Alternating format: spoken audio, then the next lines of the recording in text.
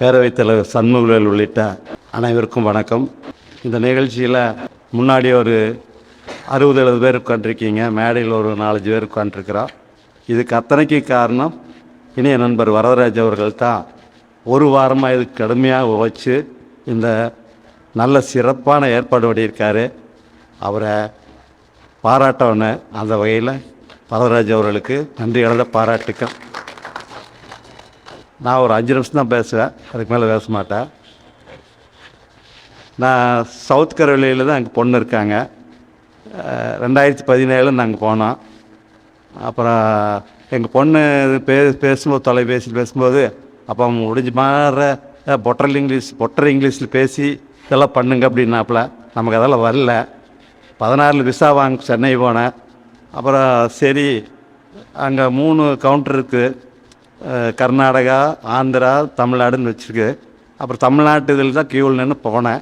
இந்த விசா கொடுக்குறவர் பார்த்தா மேசை வச்சுட்டு ஷூ போட்டு கோட்டையோடு இருந்தார். எனக்கு அப்பவே பயமாகி போச்சு. இவர் கூட பேசினாமேன்னு அமெரிக்கா போகிறோம் அப்படின்னு பயந்துட்டேன். அப்புறம் உடனே அவர் குட் மார்னிங் சார் அப்படின்னா, அவர் எந்திரிச்சுன்னு வணக்கம் ஐயா அப்படின்னாரு. எனக்கு வெக்கமாகி போச்சு. பாரு கொடுமை, எனக்கே வெக்கமாகி போச்சு. ஓ பரவாயில்ல, இனி பூரா விமானத்தில் எல்லாம் இப்படித்தான் இருப்பாங்க ஓடுறதுன்னு கொஞ்சம் தைரியமாக ஆயிடுச்சு எனக்கு. அந்த வகையில் பரவாயில்ல.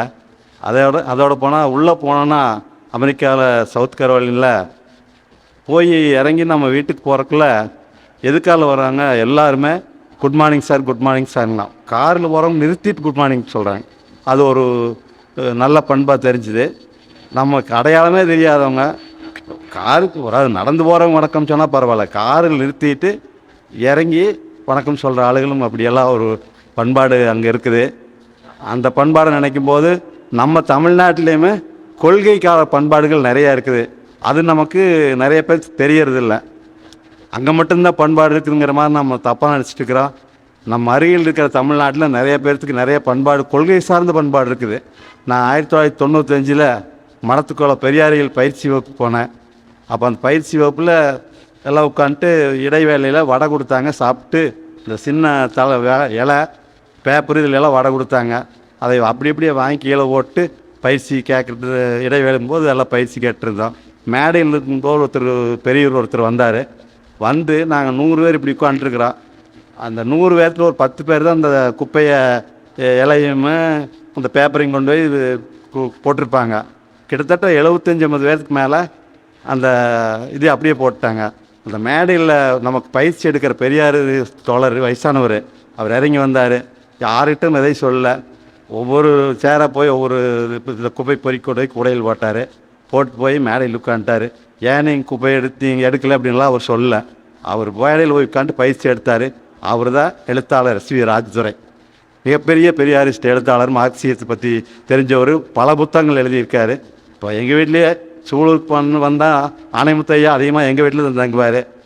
அவர் 85-87 வயசுலேயும் கூட கையோன்னு எந்திரிச்சு இலை எடுப்பார்.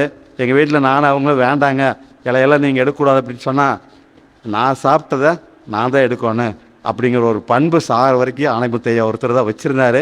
அவர் எல்லாம் இப்போ நம்ம அவர் வாழ்ந்த காலத்தில் நம்ம வாழ்ந்துட்டு இருக்கணுங்கிறது. அதே மாதிரி நாங்கள் அமெரிக்காவில் போகும்போது ஒரு மலைக்கு ஒரு மலை இதுக்கு போயிட்டுருக்குறோம்.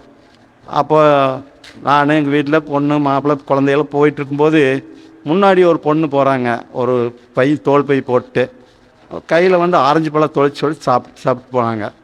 அது எப்படி போனால் அது காடு தான், மலை தான். அப்புறம் அந்த அந்த ஆரஞ்சு தொப்பை இருக்குதுல்ல, அதை அவங்க வச்சுருந்த பைக்குள்ளே வச்சுக்கிறாங்க. வச்சுட்டு அடுத்து ஒரு 2 கிலோமீட்டர் போகும்போது அந்த குப்பையை அதில் போடுறாங்க. இது எப்பேற்பட்ட ஒரு பண்பு பாருங்க. அந்த மாதிரியெல்லாம் நடந்திருக்குது. அதே மாதிரி நான் கிட்டத்தட்ட 40 வருஷமாக புலவரோட பழகும்போது அவர்கிட்ட கற்றுட்டு பண்பாடு எங்களுக்கு நிறைய இருக்குது. அந்த ஒன்றை மட்டும் நான் சொல்லி விடைபெறுகிறேன்னு நினைக்கிறேன். அதாவது ஒரு 10 ஆண்டுகளுக்கு முன்னாடி புலவர் நானும் காந்திபுரத்தில் வடகோயத்தில் ஒரு பயிற்சி வகுப்பு போய் ஒரு கருத்தரங்கத்தில் பேசிட்டு வர்றாரு. நானும் அவர் புலவர் வர்றாரு, போகிறோம். முன்னாடி புலவர் நடந்து போயிட்டுருக்காரு. அந்த லட்சுமி காங்கிரஸ் பக்கத்தில் ஒரு 7 பழவண்டிக்காரர் பழ விற்றுட்ருக்காங்க. இவர் பழவர் சீப்பாங்கன்னுட்டு அப்படியே 2-3 வண்டி தாண்டி போகிறாரு. நான் எடுத்து முதல் வண்டி போட்டு தாண்டி போகிறாரு அப்படின்னு சொல்லிட்டு எனக்கு எதுவுமே புரியல. அப்போ வந்து ஒரு ஒரு 6-7 பேர் 6-7 பேர் பழ வண்டியில் ஒரு பொண்ணு மட்டும் விற்றுட்டு இருந்தாங்க.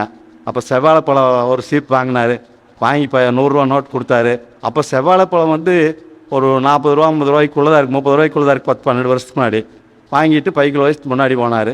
100 கொடுத்துட்டு போயிட்டார். நான் என்ன மீதி வாங்க மாட்டேங்கிறேன், சரி நான் வாங்கிட்டு வரட்டுன்னு விட்டாருன்னு மட்டும் நான் திரும்பி பார்க்கும்போது இவர் என்னை கையசிச்சார். அது நம்மையும் வாங்க வேண்டாங்கிற மாதிரி கையசிச்சிட்டார். எனக்கு ஒரே குழப்பம். அப்புறம் சரின்ட்டு காந்திபுரத்தில் வந்து கூட பஸ் ஏறிட்டு சூலூர் வந்து இறங்கி நடந்து வரும்போது என்ன அப்படின்னா நான் பஸ்க்குள்ளேயும் கேட்க முடியல, வெளியே வந்து பேரவையில் வந்து கேட்டேன், ஏனுங்க அந்த அந்த அம்மா பணம் கொடுத்தது நீங்களும் வாங்கலை, ரெண்டாவது என்னையும் வாங்க வேண்டாங்கிற மாதிரி ஜாட வண்டிட்டீங்க, என்னங்க எனக்கு ஒன்றும் புரியல அப்படின்னாப்புல. அழகா புலவர் சொன்னார், 4-5 வண்டி 6 வண்டி இருந்து பல வண்டி, அதில் எல்லாருமே ஆண்கள், ஒரே ஒரு பெண்ணு.